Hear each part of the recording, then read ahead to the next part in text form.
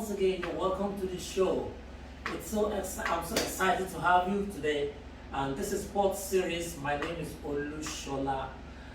This program has I've gotten a lot of feedback from all freight forwarders how this program has been educative, and I hope you're following with us.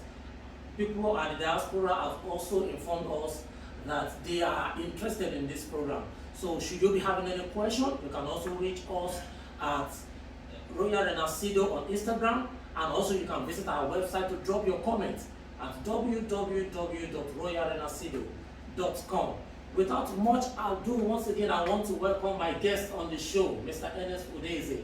You're welcome. Thank you. Yes, he is the MDCU of Royal Renacido Consult Limited. The company is into freight forwarding, barging services, and so many things that has to do with importation and exportation of goods and into the country and out of the country. So, but our center of focus today is challenges hampering the port system in the country, Nigeria. So many people have come up to tell us that there are challenges when they import their cargoes, they have issues taking it out. So with his level of expertise, he wants to tell us how the challenges, we identify them, then they give us the possible solution. So sir, please can you tell us a little bit of the port system, how it plays, the role they play in the country Nigeria? Okay.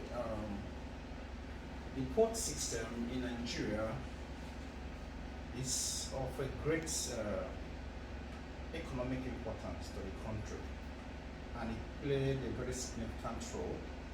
It generates serious revenue for the country, in which we need to properly harness it and to manage it properly for we to get to even have a very good GDP, because it boosts our GDP.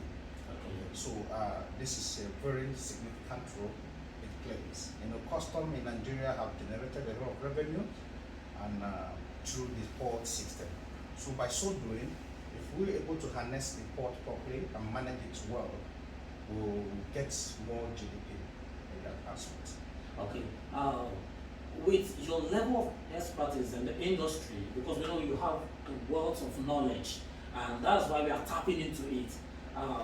Can you just tell us some of the challenges facing the port system, majorly in Nigeria? Okay, the port system in question, the challenges, they are numerous, but we'll mention the key ones, which are the policies and enforcement of those policies. Okay, enforcement, because the MPA, which is the landlord port, which is the landlord of the port, because we're practicing a landlord model port. Okay, so right from onset, when Nigerian port was conceptualized, okay, from 1909 to 1923, thereabout, till 2003, when the federal government thought about concessioning of the port.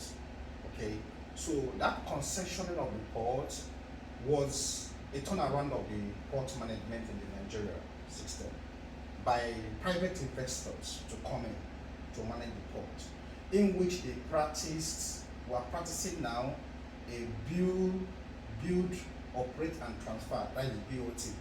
And that is the model type of port we are practicing, in which the MPA is the landlord of the port.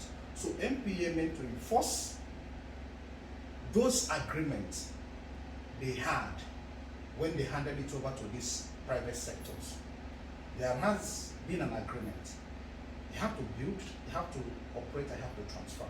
So what are they entails?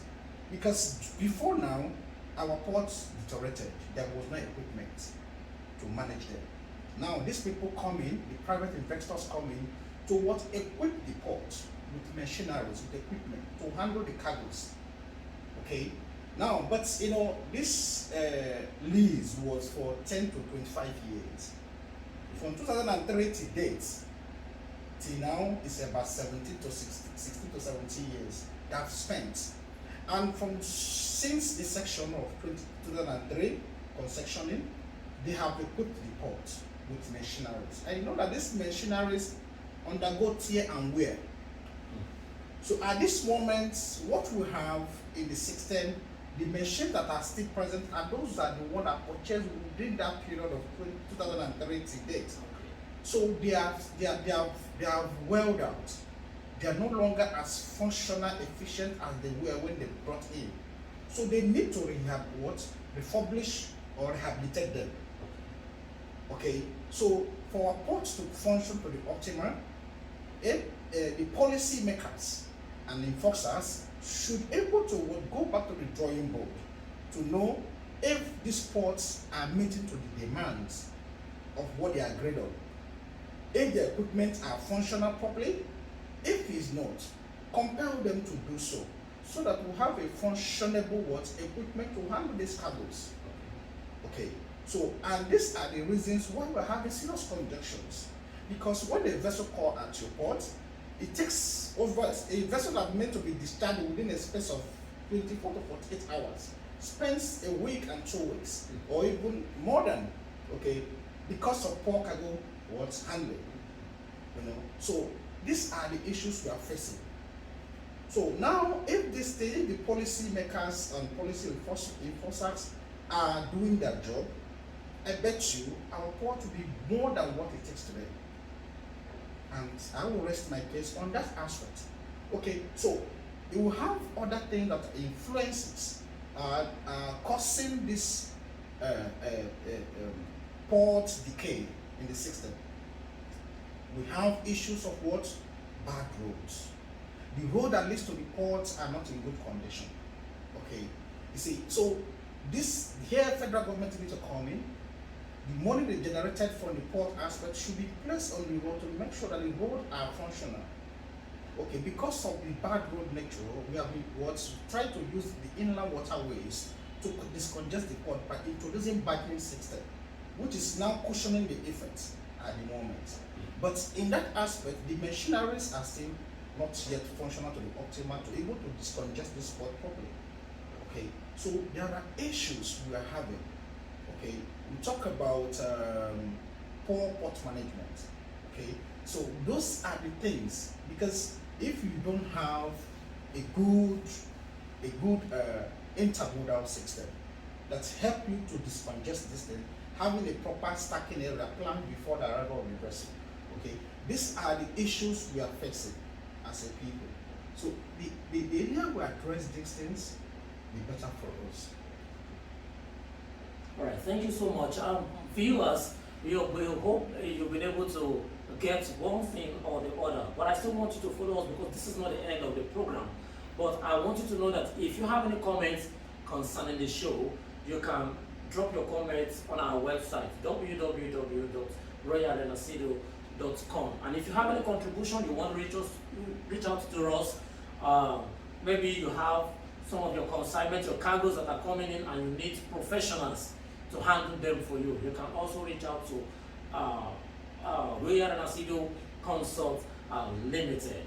Okay, we will be going for now, and we want you to stay tuned for the next program. On part 2, where we'll be discussing the challenges of port handling and congestion at our port.